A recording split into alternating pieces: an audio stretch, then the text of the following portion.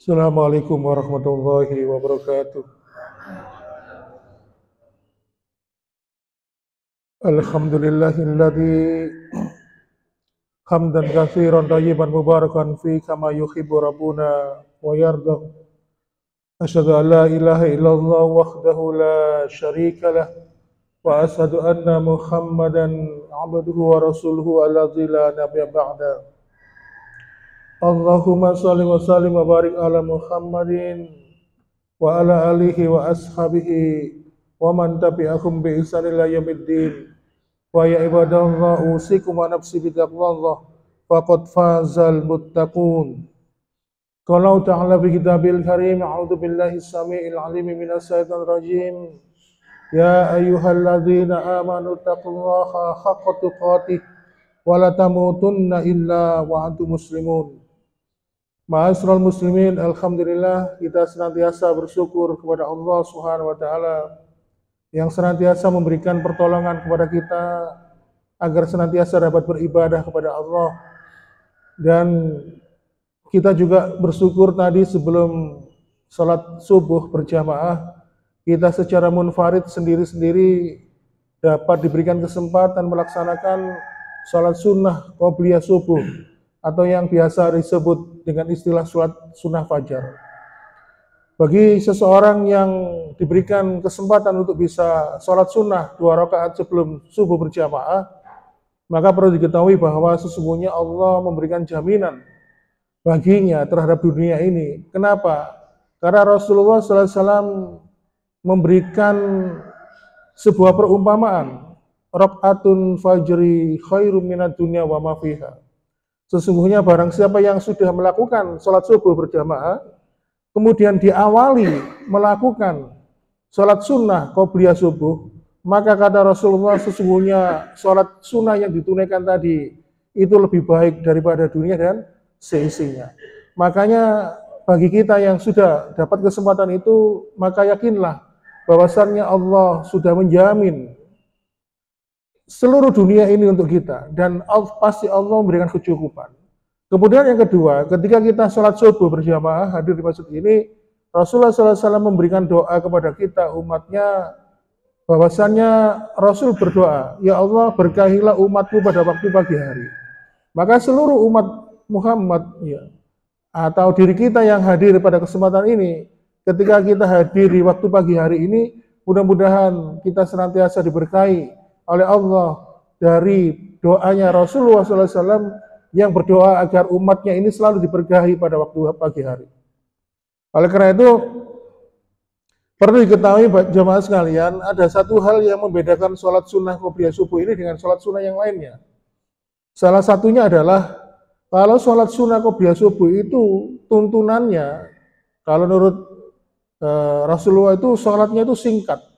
Bahkan ada beberapa para ulama itu yang menyampaikan kalau sholat qobliyah subuh itu tidak baca surat setelah Fatihah. Jadi cukup membaca surat Fatihah, kemudian ada beberapa juga berpendapat ketika sujud itu atau ruku, yang biasanya doa itu dibaca 3 kali, dibaca 1 kali. Hal ini untuk menunjukkan betapa ringkasnya sholat qobliyah subuh itu. Makanya Rasulullah SAW ketika sholat, dalam hadis yang disampaikan oleh Ibunda Aisyah, beliau mengatakan, saya jadi mikir ketika melihat Rasulullah itu sholat qobliyah subuh, apakah Rasul itu benar-benar membaca surat Fatihah apa enggak? Karena saking singkatnya. Nah, ini tadi saya melihat, kebetulan saya tadi kan di belakang, ya, di sebelah saya, depan belakang saya itu beliau-beliau, jadi bapak-bapak semua itu tadi dapat 1 rakaat, saya sudah dapat 2 rakaat karena menerapkan hadis ini. Jadi kalau bisa kita terapkan sholat qobliyah subuh itu singkat ya, karena memang tuntunan begitu. Kemudian setelah bersalat, sebelum dikumandangkan iqamah, maka kita angkat tangan kita berdoa kepada Allah, maka itulah keutamaan.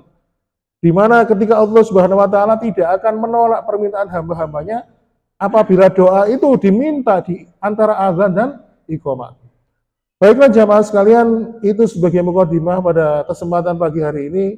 Dan pada kesempatan pagi ini kita masih membahas pembahasan kita yang lalu tentang bahaya makanan haram.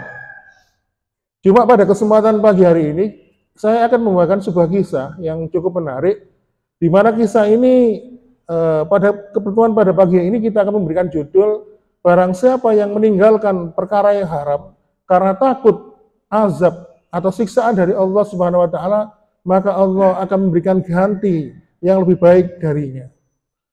Oleh karena itu, banyak sekali kisah-kisah yang berkaitan dengan hal ini. Cuman ada dua kisah yang menurut saya perlu disampaikan, di mana ada seorang pemuda penuntut ilmu yang bernama Sabit bin Ibrahim.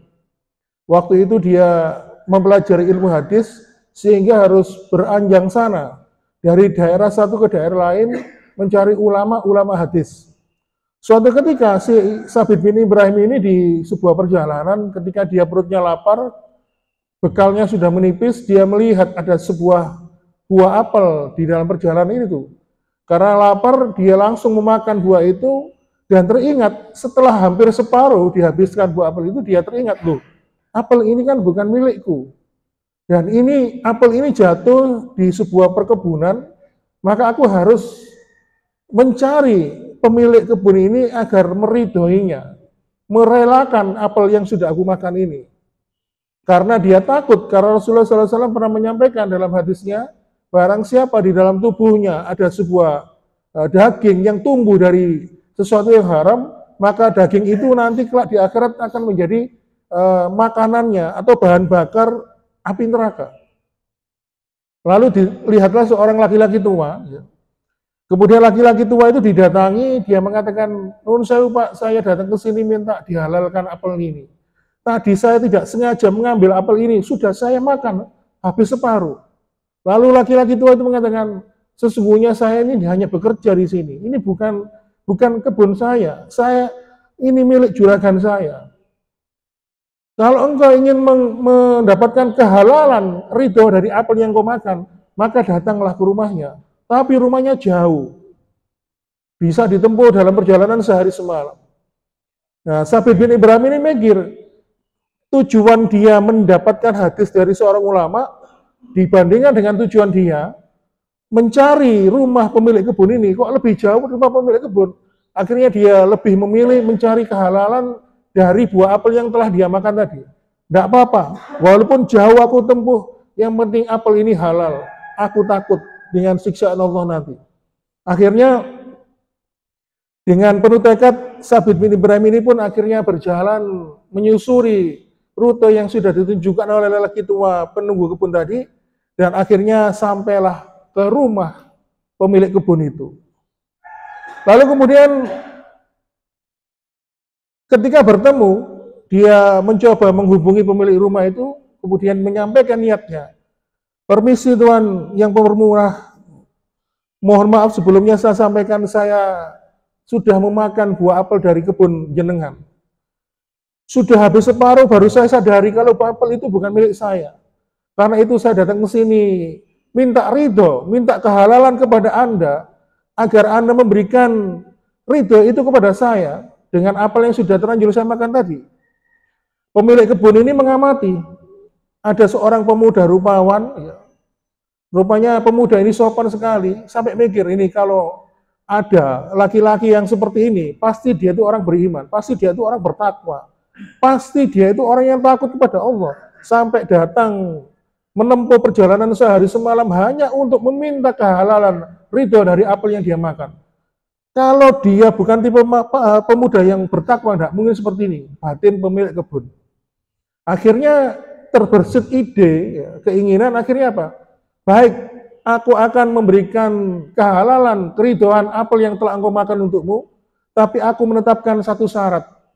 Engkau harus menikah dengan putriku. Kaget, masa untuk mendapatkan kehalalan apel yang dia makan, dia harus menikah dengan putrinya. Tapi mau tidak mau, karena dia takut dengan azabnya Allah, maka diterima. Lalu sang pemilik kebun itu mengatakan, sebelum engkau menikah dengan putriku, perlu engkau ketahui, putriku ini buta matanya, bisu bicaranya, tuli pendengarannya, dan dia itu lumpuh, tidak bisa dan tidak pernah berjalan kemana-mana. Saking saking takutnya pada Allah, syarat-syarat ini pun diterima oleh pemuda tadi, Sabit bin Ibrahim. Baiklah Tuhan, kalau itu untuk mendapatkan ridhonya Allah, aku sanggup menerima syarat itu. Akhirnya ma'asyiral muslimin, ketika sudah selesai akad nikah, ijab kabul, maka pemuda ini tadi dipersilakan oleh mertuanya tadi untuk menyambangi istrinya di sebuah kamar. Lalu kemudian sesuai dengan kebiasaan dia, ketika dia mau masuk ke dalam sebuah ruangan, dia mengucapkan salam. Diketuklah pintu itu, diucapkanlah salam. Ternyata di dalam kamar itu terdengar seorang wanita menjawab salamnya. Betapa kagetnya Sabit bin Ibrahim ini. Loh, katanya tadi itu anaknya ini bisu.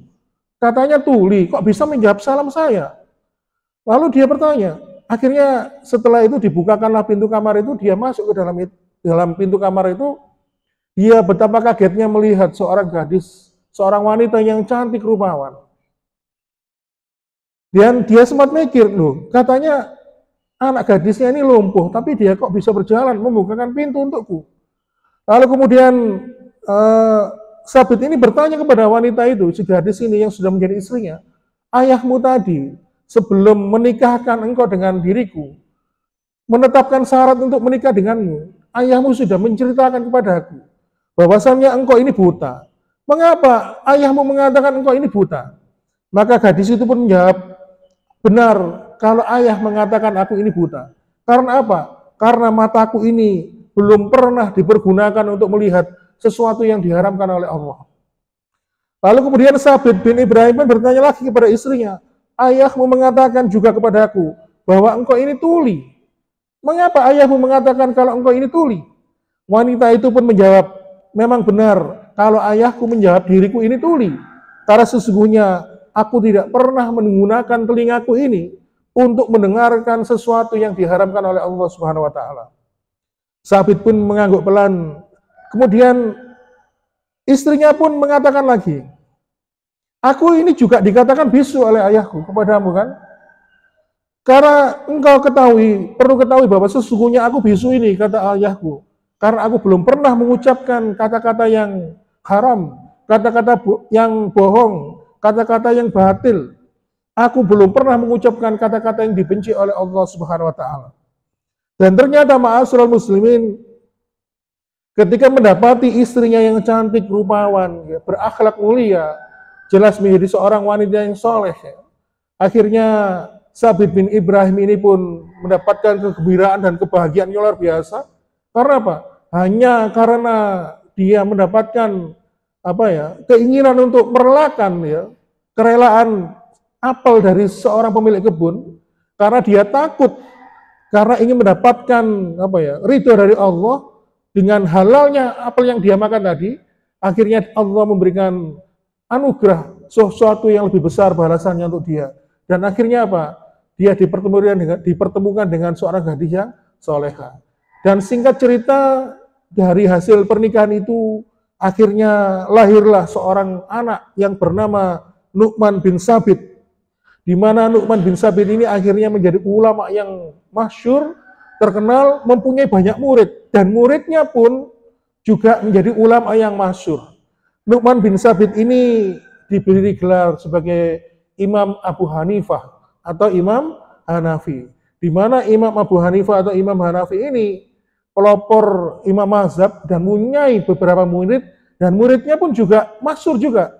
Di antaranya seperti Imam Malik, Imam Syafi'i, dan Imam Ahmad. Oleh karena itu, ini contoh bahwasanya ketika harta itu dijaga oleh Allah, kemudian kita menjaga harta itu menjadi halal di hadapan Allah, dan kita meninggalkan sesuatu yang haram karena takut kepada Allah, maka Allah akan memberikan balasan yang luar biasa. Itu kisah yang pertama. Kisah berikutnya, ini terjadi di negeri kita. Tahun kejadiannya tahun 1975, tahun 75. Ini sudah sering disampaikan di beberapa media tentang seseorang yang hijrah. Bercerita tentang seorang laki-laki yang bernama Abdul Khair, seorang pegawai bank pemerintah, bank BUMN. Lokasi kantornya di Bilangan Jatinegara, Jakarta. Nah, Abdul Khair ini orangnya sopan, rendah hati, kemudian dia itu mampu melayani nasabah dengan baik. Sehingga barisan nasabah ketika bertransaksi di teller itu lebih rame, lebih banyak antriannya dibanding teller-teller yang lain. Akhirnya menimbulkan keirian bagi teller yang lain. Akhirnya apa? Akhirnya diusulkan Abdul Khair ini dipindah. Akhirnya dipindah ke bagian clearing, memberikan pelayanan kepada korporat, perusahaan-perusahaan besar dalam pencairan dana mereka. Nah, ketika dalam melayani nasabah perusahaan ini, mereka itu sering memberikan tips, memberikan ceperan, Pak. Diberikan ceperan, tips. Mungkin bagi orang lain itu sesuatu yang halal. Tapi bagi Abdul Khair, tips-tips ini yang didapatkan dari melayani nasabah, ada sesuatu yang tidak boleh. Makanya dia berusaha menolak. Sampai nasabah itu memaksa, tapi Abdul Khair menolak. Akhirnya suatu ketika, pimpinan dari Abdul Khair ini mengetahui, dan akhirnya marah. Kalau engkau nggak mau nerima, nggak mau membawa pulang uang tips dari nasabahmu ini, terima saja, simpan di laci mejamu. Jangan sampai engkau mengecewakan pelayanan kepada nasabah. Akhirnya atas perintah pimpinan, Abdul Khair ini setiap menerima uang tips dari beberapa nasabah perusahaan, diterima dan disimpan di laci. Lalu kemudian pada suatu hari Jumat, Abdul Khair ini sholat Jumat di masjid yang berada di dekat kantornya. Waktu itu tidak seperti biasanya. Kebetulan suasana hati Abdul Khair waktu itu memang sedih ya, karena memikirkan pekerjaannya, karena dia tidak mendapatkan ketenangan. Akhirnya pada suatu ketika khutbah Jumat itu, suasana begitu hening. Lalu terdengar suara khotib Jumat itu dengan lantang mengatakan, barang siapa yang memakan makanan haram, maka makanan haram itu kelak akan menjadi daging dalam tubuhnya, dan daging itu akan menjadi makanan neraka. Betapa kagetnya. Sang khotib pun menyampaikan sebuah hadis Nabi mengatakan, kulul lahmin nabata min haram fanar aula bihi. Setiap daging yang tumbuh dari barang yang haram, maka nerakalah yang tempat yang pantas untuknya. Tampak suara khotib itu begitu jelas di telinganya, sehingga akhirnya apa? Allah menghadirkan kasyaf. Kasyaf itu apa ya? Kayak kisahnya sahabat yang ketika akan meninggal, yang bernama Sa'ban, ketika dia meninggal, sakaratul maut, ditampakkan balasannya tentang apa yang akan dia dapatkan nanti di akhirat. Makanya Allah Subhanahu wa taala di dalam surat Al-Fajr itu mengatakan wajih yauma idzin bi jahannam yauma idzi yatadzakaru insanu wa ana lahu dzikra. Yaitu ketika orang-orang nanti sakaratul maut ditampakkan balasannya entah di neraka atau di surga. Nah, ini namanya kasaf ya. Makanya sahabat itu menyesal kalau dia sholat subuh berjalan kaki dari rumahnya, menyesal kok tidak lebih jauh. Nah, kasaf ini, pada kasus ini, Abdul Khair ditampakkan oleh Allah. Tampak sekali di neraka itu, ditampakkan oleh Allah, ada istrinya, ada anaknya di dalam neraka itu. Sehingga anaknya pun berteriak, ayah, kenapa engkau memberikan harta haram ini kepada kami? Sehingga kami ini masuk neraka. Lalu, Abdul Khair pun ketika dihadirkan kasaf oleh Allah ini, terguncang, Pak.